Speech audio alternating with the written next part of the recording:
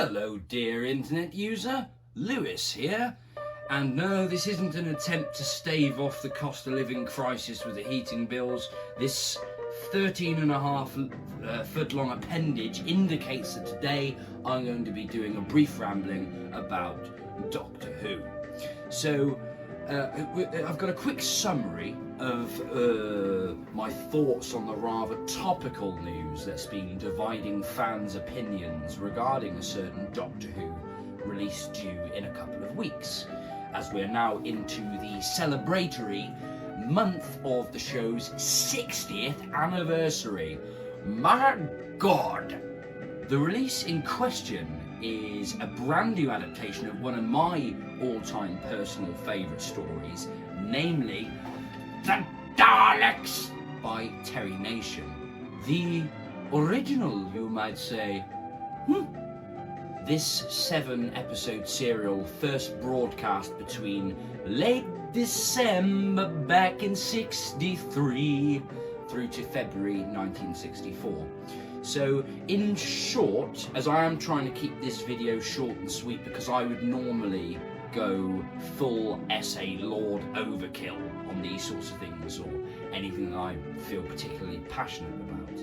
But basically, the news is that a new version of this Dalek tale is due for release on the actual anniversary date of the 23rd of November this month and is due to air on BBC 4. This brand spanking version will be a 75-minute hyper edit, upscaled in colour and with a revised music score. Now, scouring the interwebs, that's pretty much all that can be gleaned prior to release that I can find. It doesn't give away too much more than that. So it is sheer speculation as to what will be included and what will be tossed on the cutting room floor from its original 7 times 25-minute episodes. So we're looking at about, what's that, 175-minute total run. Which is quite a considerable change for a start. Personally, I wouldn't change a thing with the original story. I know a lot of people and a lot of reviewers before me say that their interest drops considerably after episode 4 when they have to return to the Dalek city for the fluid link. But I think it's still high stakes drama all the way and genuinely captivating stuff. So I think that's quite a controversial move to begin with. I mean, what could they possibly take out? The wombling through the caves with the Thals and Ganatus's unusual knowledge of Earth culture.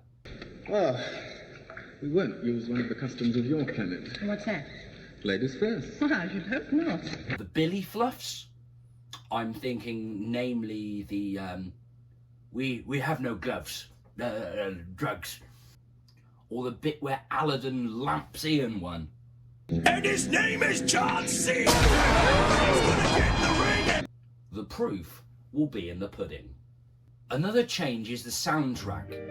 They say it's a new musical score, or it's suggested anyway. However, this is being helmed by Mark Ayres, the great Doctor Who sound wizard who has done so much on so many old episodes of Who in the restoration and preservation side of things.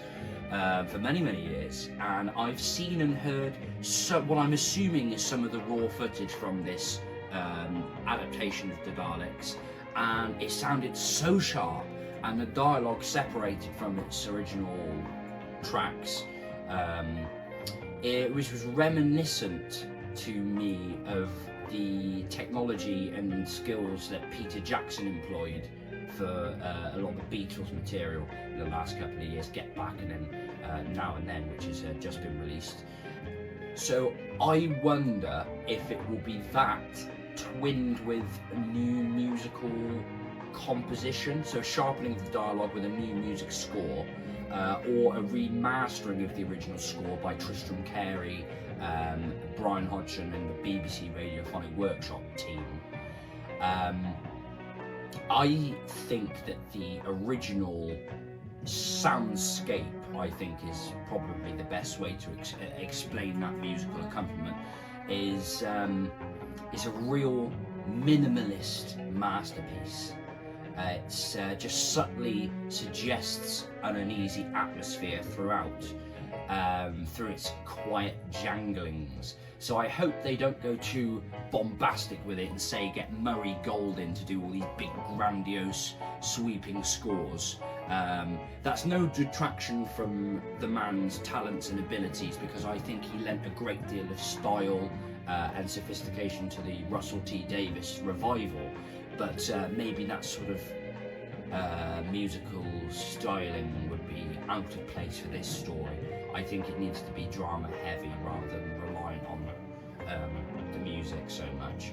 And the original soundscape compiled for the story was so effective and memorable that parts and sounds have been recycled, or had been recycled, for Who's stories for at least the next 10 years from what I can think of off the top of my head, especially the foul winds. Ooh.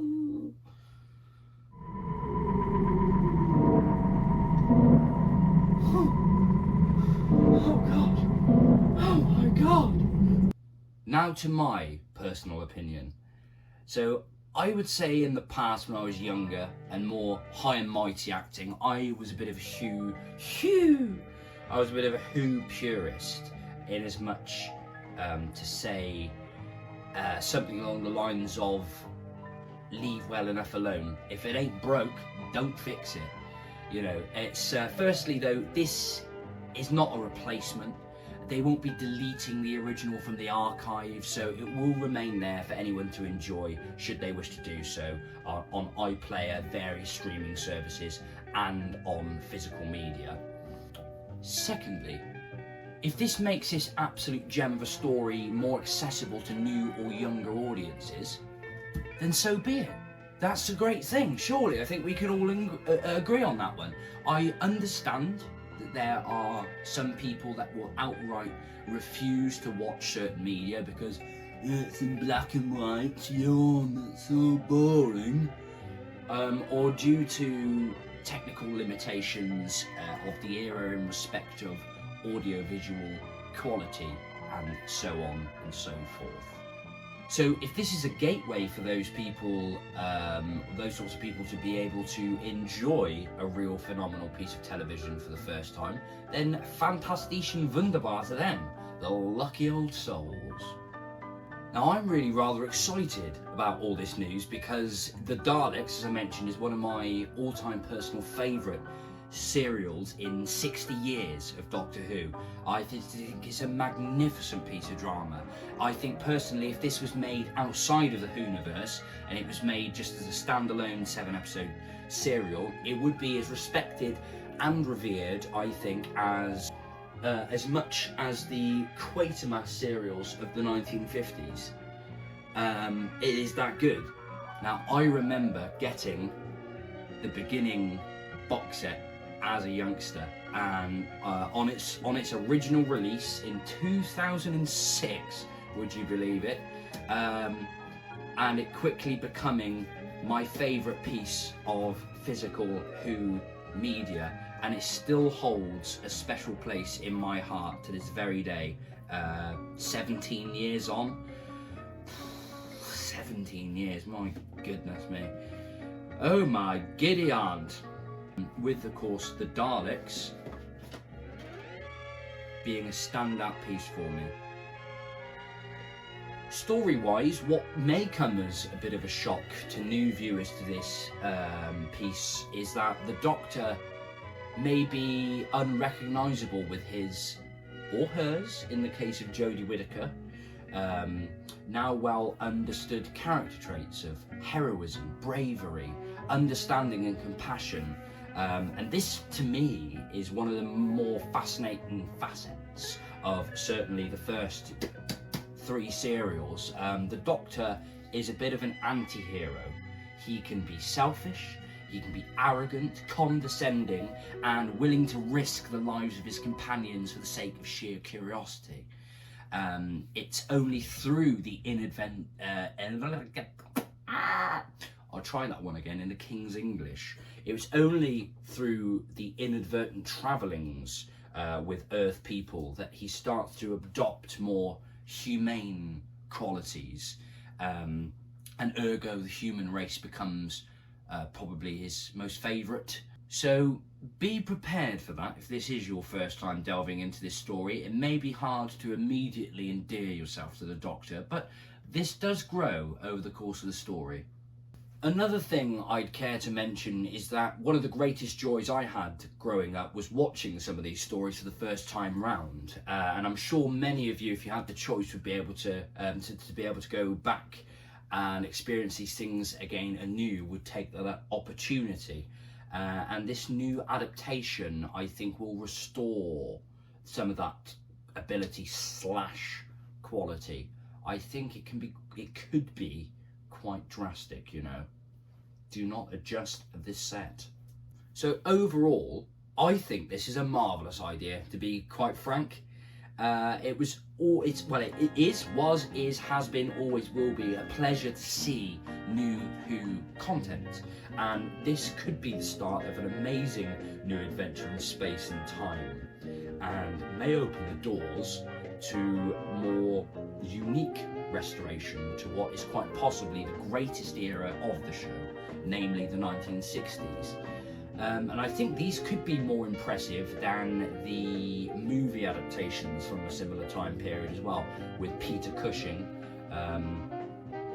I never really much cared for those films anyway. I think they stray too far from the lore of the show, and they don't quite hit the same dramatic beats. They feel very rushed for me, especially with the Dalek Invasion of Earth film with Bernard Cribbins in tow, which is shocking and not in the way you'd want it to be either.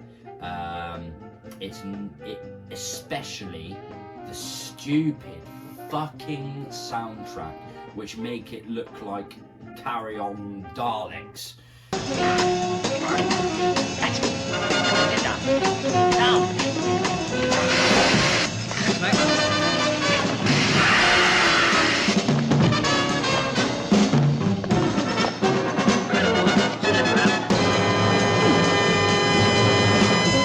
You know, it's don't get me wrong, I adore Cushing and Cribbins in their own respective rights. I love the pair of them. Cribbins, of course, returned to the Whoniverse many decades later, during David Tennant's run as the 10th Doctor.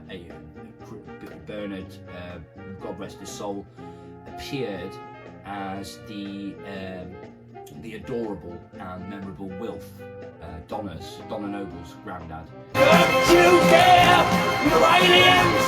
Don't you dare! And he will always be remembered for such as well. So thank you for your contribution wherever you are at the moment in the stars, Bernie.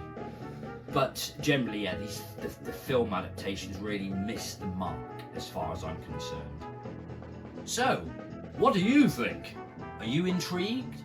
As intrigued as I am for this release, or are you scathing at the gills that they would do something and interfere with such a solid gold classic in such a way? The bastards!